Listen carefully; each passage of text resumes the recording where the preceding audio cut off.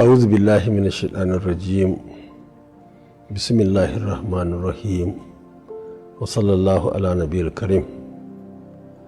‘Yan uwana jama'a jihar Kano da ma jama'an Najeriya da duka al'umma da take wannan duniya tamu, assalamu alaikum wa rahmatullahi ta'ala wa barakatuh.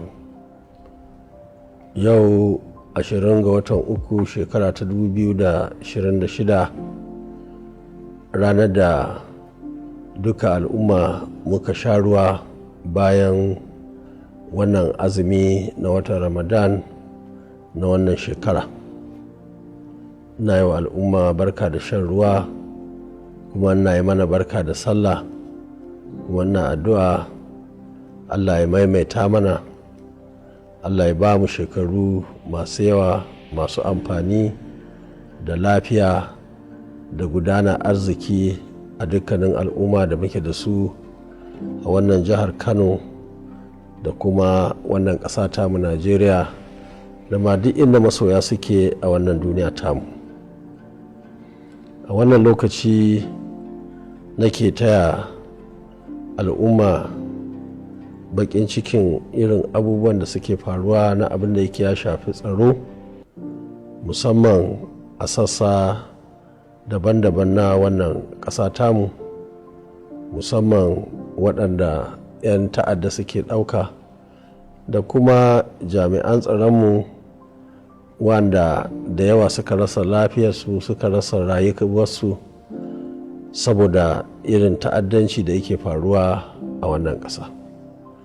Muna addu'a wanda suka rasu Allah ya ji kansu, wanda suka samu jirkita Allah ya ba su lafiya. Kuma ina kira ga dukkanin shugabanni na siyasa da shugabanni na tsaro na wannan ƙasa da su daɗa tsayawa su jajirce, su tabbatar da an kare rayuka da lafiya na al'umma a wannan ƙasa tamu Najeriya.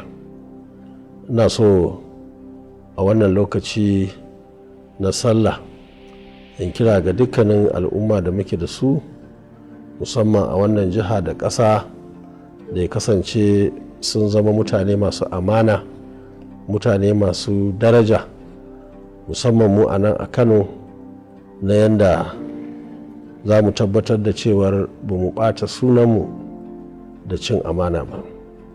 Wannan cin amana abu ne wanda yake ba shi da kyau, kuma ba a samun nasara da cin amana a wannan jiha ko a ma ƙasa ko kuma koma ina a duniya.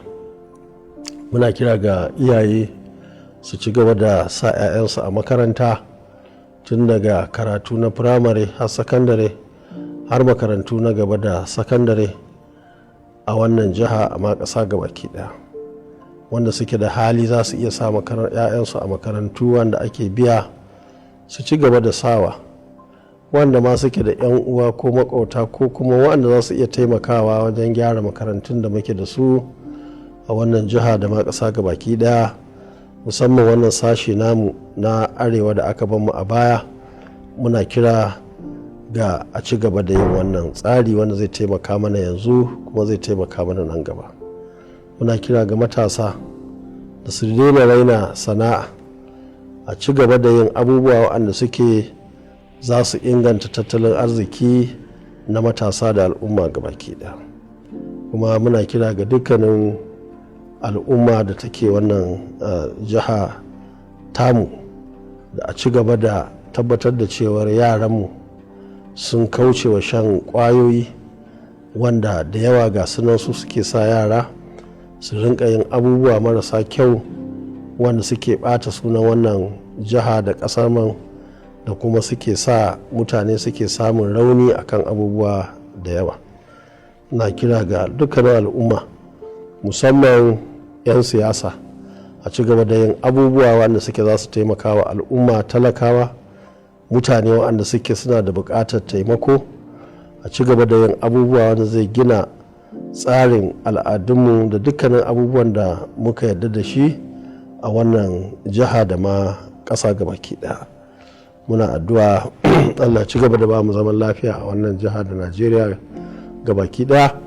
Allah ya ci gaba da inganta tattalin arziki da muke da shi a wannan jiha da ƙasa gabaki daya, kuma rigingimin da suke faruwa na duniya wanda muke gani kullum suna faruwa, al'umma suna rasa rayukansu, ana rakarsa dukiyoyi.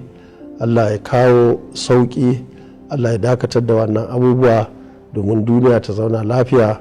Jama'a assalamu alaikum.